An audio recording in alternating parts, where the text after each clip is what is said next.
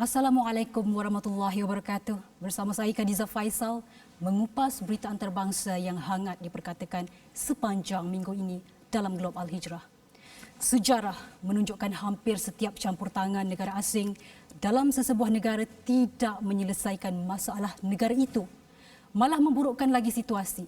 Daripada Perang Vietnam pada 1950-an yang menyaksikan campur tangan Amerika Syarikat dan Soviet Union hinggalah Perang Syria yang sehingga hari ini tiada penyelesaiannya. Satu dunia tahu apa akibatnya. Mungkin ramai yang tak sedar ketika ini tidak kurang 30 perang saudara yang sedang tercetus di dunia. Daripada itu, Syria, Afghanistan dan Iraq. Antara kes high profile yang mendapat perhatian antarabangsa. Kini Libya pula bakal ditimpa nasib sama. Negara yang telah tersedia terjerumus dalam perang saudara sejak 6 tahun lalu itu. Kini berdepan campur tangan negara luar. Kali ini kuasa yang terlibat adalah Mesir dan Turki. Media antarabangsa di Independent menyifatkan dah terlambat untuk kedua-dua negara menurunkan suhu bahan perperangan yang semakin hampir pasti meletus. Kedua-dua kuasa ketenteraan itu masing-masing dah bersiap siaga untuk melancarkan misi ketenteraan di Libya. Mesir menyokong Komander Haftar, pemimpin tentera kebangsaan Libya LNA yang menguasai timur Libya. Manakala Turki pula bersekutu dengan musuh Haftar iaitu GNA atau Government National Accord yang menguasai barat negara itu termasuk ibu negara Tripoli. Titik panasnya adalah Bandar Sirte. Ironinya, bandar itu adalah kampung halaman bekas pemimpin negara itu yang disingkir dan dibunuh iaitu Allahyarham Muammar Gaddafi. Bandar Sirte ini juga adalah pintu masuk utama kepada infrastruktur cari gali minyak terpenting negara itu. 20 Julai lalu, Parlimen Mesir secara rasminya memberi lampu hijau kepada Presiden Abdel Fattah Al-Sisi untuk melancarkan campur tangan ketenteraan di Libya. Namun, apa justifikasi Parlimen Mesir merestui campur tangan itu? Ini jawapan mereka. النص اللي طلع به القرار هو النص اللي بيتفق مع الخطاب اللي جه للبرلمان من المجلس الوطني او مجلس الدفاع الوطني. مجلس الدفاع الوطني كان بيتكلم عن تهديدات من الاتجاه الاستراتيجي الغربي، تهديدات للامن القومي المصري مرتبطه بوجود ميليشيات إرهابية وميليشيات إجرامية تم نقلهم بمعرفة الدولة التركية لدولة ليبيا، وإن وجود الميليشيات دي أصبح بيهدد الأمن القومي المصري بداية والأمن القومي الليبي اللي هو طبقا لتصريحات القيادة السياسية لا يتجزأ أو لا يختلف أو لا ينفصل عن الأمن القومي.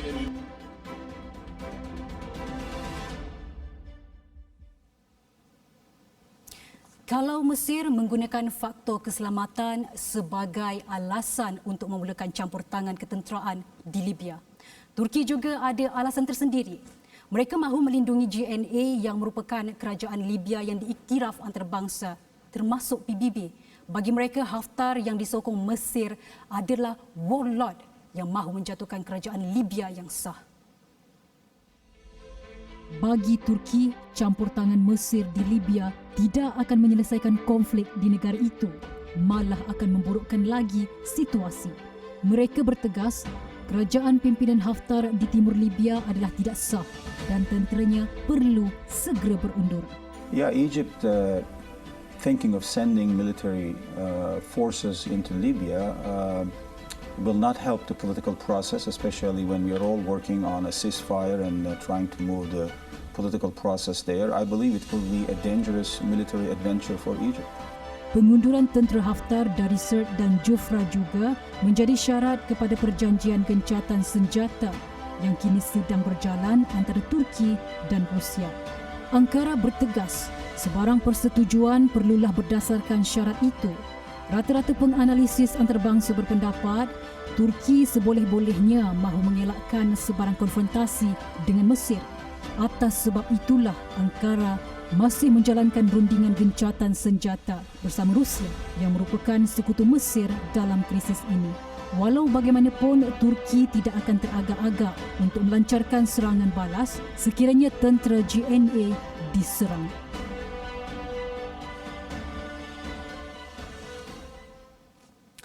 Walaupun Rusia kini dalam rundingan gencatan senjata dengan Turki, namun sumber risikan Amerika Syarikat mendakwa negara pimpinan Vladimir Putin itu telah mula menghantar senjata ke Libya, termasuk di Sirte. Ini bukan suatu yang mengejutkan. Maklumlah adat peperangan. Apapun, rakyat Libya dah mula merasai bahana akibat krisis ini. Di Misrata, penduduknya terpaksa hidup bergelap kerana terputus bekalan elektrik. Majoriti rakyat di bandar itu terpaksa akur dengan kehidupan bergelap seolah di zaman purba. Bagi yang mampu, generatorlah alat untuk mereka bergantung mendapatkan bekalan elektrik. Namun mereka terpaksa berbelanja sehingga $18,000 Amerika untuk membeli hanya sebuah generator. خلونا في مأساة لا مية لا ضي يعني في نساء مرضى يعني في أطفال صغار مرضى يعني في اللي يتنفس بالجهاز يعني أنت طلت عليه كهرباء ما تخممش تجيلي كهرباء بتاعك تقول لي اعتمادات أنت عندك اعتمادات يا سيدي تمنا الاعتمادات الأولى وين المليارات اللي اخذتوهم في سبيل أنكم تصينوا المحطات. Apa punca masalah bekalan elektrik ini berlaku? Jawapannya adalah konflik berterusan sejak penggulingan Muammar Gaddafi pada 2011. Sejak itu, Libya tidak pernah aman. Ia menyebabkan kerajaan negara itu tidak mampu menguruskan infrastruktur bekalan elektrik dan air dengan sempurna.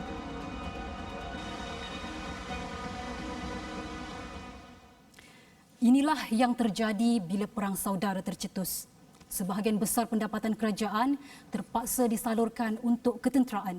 Akhirnya, hidup rakyat terabai. Globe Al Hijrah berehat seketika, kembali selepas ini.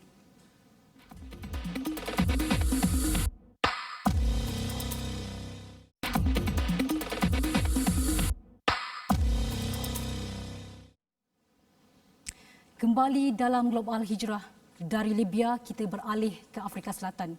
Ketika negara lain mengambil langkah mewajibkan pemakaian pelitup muka dan menguatkuasakan penjarakan sosial untuk mengekang COVID-19, Presiden Afrika Selatan pula ambil satu lagi langkah tambahan. Beliau mengharamkan penjualan arak ini bukan kali yang pertama, tetapi kali yang kedua. Kali kedua undang-undang pengharaman arak ini dikuatkuasakan sejak pandemik COVID-19 melanda. Alasannya mudah, mabuk menyumbang kepada pertambahan kemalangan jalan raya dan kecederaan akibat keganasan. Justru, ia akan menyebabkan pertambahan keperluan rawatan dan katil di hospital. Ini akan membebankan petugas kesihatan yang kini bertungkus lumus merawat pesakit COVID-19. Untuk pesakit COVID-19 sahaja, kerajaan terpaksa memperuntukkan 28,000 katil. Jadi, kerajaan seboleh-bolehnya nak mengurangkan jumlah mereka yang memerlukan rawatan di hospital. Menurut statistik, sejak pengharaman arak dilonggarkan pada Jun lalu, kes kecemasan meningkat 40 hingga 50%. Itu sebabnya tak sampai sebulan kerajaan haramkan balik penjualan arak. Selain itu, orang yang mabuk juga lebih cenderung untuk tidak menggunakan pelitup muka dan tidak menjaga jarak sosial. Untuk rekod, Afrika Selatan telah mencatatkan lebih 276,000 kes COVID-19 setakat ini.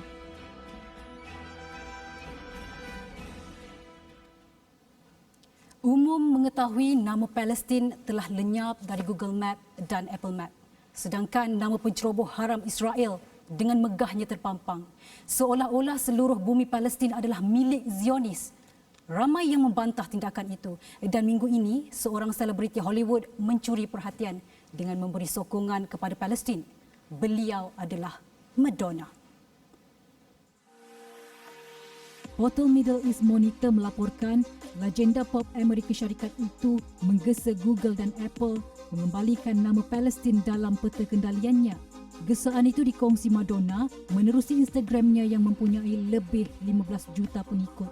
Penyanyi berusia 61 tahun itu turut dilapor menggunakan hashtag #IStandWithPalestine. Ini bukan kali pertama Madonna menimbulkan kontroversi hanya dengan menunjukkan sokongan kepada Palestin.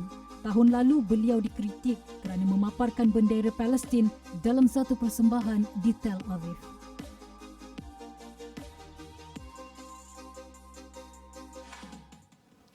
Satu petisyen yang menggesa Google menjelaskan mengapa mereka melenyapkan nama Palestin dalam Google Map telah ditandatangani lebih 1 juta orang. Apapun, sebagai pemain global, Google dan Apple seharusnya bertindak adil terhadap Palestin dan tidak tunduk kepada Zionis. Palestin bukan negara haram, malah ia diiktiraf PBB dan 136 anggotanya sebagai negara merdeka. Globe Al Hijrah berakhir di sini. Assalamualaikum warahmatullahi wabarakatuh dan selamat malam.